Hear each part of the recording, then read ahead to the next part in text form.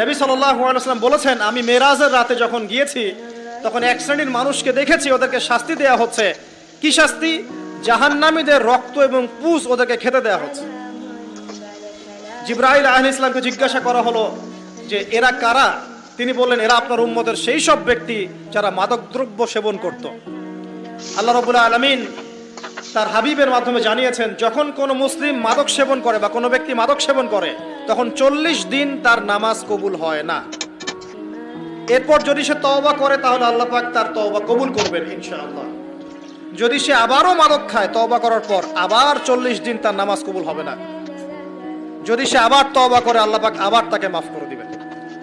যদি সে আবারও মাদক খায় আবার 40 দিন তার নামাজ কবুল হবে না। তারপর যদি আবার তওবা করে আবার আল্লাহ তাকে মাফ করে দিবেন।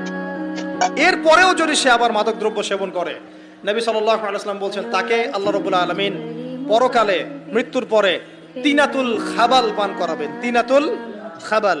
জিজ্ঞাসা করা হলো, ইয়া রাসূলুল্লাহ, তিনাতুল খাবাল কি জিনিস?